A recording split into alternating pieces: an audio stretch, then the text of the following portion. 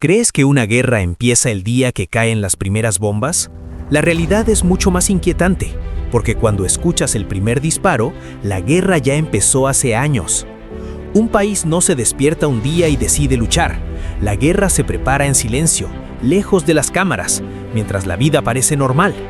Desde fuera, todo sigue igual, pero por dentro, el engranaje ya está girando. Los gobiernos empiezan a mover piezas sin anunciarlo, decisiones pequeñas que nadie cuestiona, presupuestos que cambian, fábricas que trabajan más horas, leyes que se ajustan sin levantar sospechas.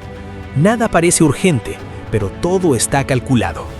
Porque prepararse para la guerra no es movilizar soldados, es preparar a toda una nación.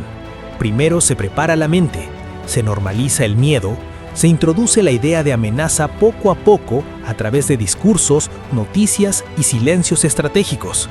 El enemigo no siempre se nombra, pero se sugiere. Y mientras la población sigue con su rutina, el país empieza a transformarse sin que casi nadie lo note. Porque cuando llega el momento visible, ya es demasiado tarde para preguntar ¿cuándo empezó realmente? Después de preparar la mente de la población, un país empieza a preparar algo todavía más importante, la estructura invisible. La guerra no se sostiene solo con soldados, se sostiene con industria, energía, alimentos y transporte. Por eso, mucho antes de cualquier conflicto visible, las fábricas cambian de ritmo sin hacer ruido. Empresas civiles empiezan a producir más acero, más componentes electrónicos, más vehículos que oficialmente no son militares, pero que pueden convertirse en ellos en cualquier momento. Se refuerzan cadenas de suministro, se aseguran materias primas, se firman acuerdos discretos con otros países. Todo parece economía normal, pero en realidad es planificación de supervivencia. Al mismo tiempo, se revisan infraestructuras clave, puertos, carreteras, redes eléctricas, centros de datos, porque un país que no puede moverse no puede luchar. Y mientras esto ocurre lejos del público, los ejércitos no se expanden de golpe, se entrenan, se modernizan, se reorganizan. Ejercicios militares que parecen rutinarios prueban escenarios muy concretos. Movilizaciones parciales sirven para medir tiempos y reacciones. Nada se hace por casualidad. Cada simulacro, cada maniobra es una pregunta lanzada al sistema. ¿Estamos listos o todavía no? Porque antes de enviar a un solo soldado, un país necesita saber si todo lo demás aguantará cuando la presión empiece de verdad. Mientras la industria y el ejército se ajustan, hay otro frente aún más silencioso, el de la información. Prepararse para la guerra también significa controlar lo que la gente sabe, lo que cree y lo que teme. Los mensajes cambian de tono. Las noticias empiezan a repetir ciertas palabras. Amenaza, defensa, seguridad nacional. No se miente directamente, se selecciona qué contar y qué no. La duda se siembra poco a poco, porque un país dividido es un país débil. Al mismo tiempo se refuerzan sistemas de comunicación y ciberdefensa, porque hoy una guerra puede empezar con un apagón, con un colapso bancario o con un ataque digital que nadie ve. Las redes se prueban, los sistemas se endurecen y se entrenan equipos que nunca aparecerán en desfiles ni comunicados oficiales. Y mientras tanto se observa al posible enemigo. Cada movimiento, cada discurso, cada ejercicio es analizado, no para reaccionar, sino para anticipar. Porque la verdadera preparación no consiste en responder rápido, sino en saber exactamente cuándo hacerlo. Y en este punto, la guerra ya existe, aunque todavía nadie dispare, porque cuando la información se convierte en un arma, el conflicto ya está en marcha. A medida que todo se acerca a un punto crítico, el país empieza a preparar lo más delicado, las personas, no solo los soldados, sino a la población entera. Los ejércitos intensifican entrenamientos específicos, reservistas son llamados bajo pretextos administrativos y se prueban sistemas de movilización rápida. Todo se hace de forma gradual para no generar alarma.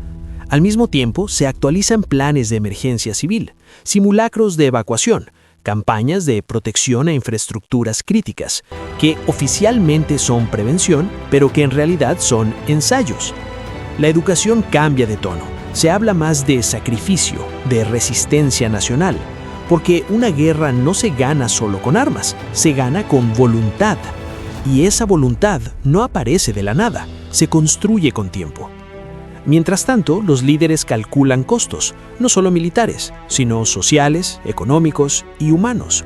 Porque declarar una guerra no es un acto impulsivo, es una decisión fría basada en números, escenarios y probabilidades. Y cuando el país llega a este punto, ya no se pregunta si habrá guerra, sino cuándo y bajo qué condiciones. Porque una nación preparada no reacciona a los acontecimientos, los dirige. Cuando todo está casi listo, el país entra en una fase que desde fuera parece calma, pero en realidad es la más peligrosa. Las decisiones finales se toman en salas cerradas, donde cada palabra pesa más que cualquier arma. Se afinan alianzas, se envían advertencias disfrazadas de diplomacia y se colocan fuerzas en posiciones clave sin cruzar todavía la línea visible. La economía se blinda, reservas estratégicas, planes de control financiero y se preparan medidas que solo se usarán si el conflicto estalla. Porque una guerra también se libra en los mercados, en el abastecimiento y en la resistencia interna. Al mismo tiempo se prueban los límites del enemigo, pequeños movimientos, respuestas medidas, silencios calculados. Todo es una señal, todo es un mensaje. Porque en este punto el país ya no improvisa, ejecuta. Y aunque para la población la vida continúa con aparente normalidad, por debajo el sistema está en máxima tensión, esperando el momento exacto en el que la preparación deje de ser invisible. Y cuando finalmente llega el momento, no siempre se anuncia, no siempre hay una declaración formal. A veces la guerra empieza con una orden corta, un movimiento inesperado o un silencio que lo cambia todo. Para entonces el país ya no improvisa, simplemente activa lo que lleva años preparando. Los soldados ya saben dónde ir, la industria ya sabe qué producir, la población ya ha sido mentalmente empujada a aceptar lo que viene. Desde fuera parece una reacción rápida, pero en realidad es la última fase de un proceso largo y frío. Porque la guerra nunca empieza cuando la vemos empezar. Empieza cuando un país decide que algún día tendrá que luchar.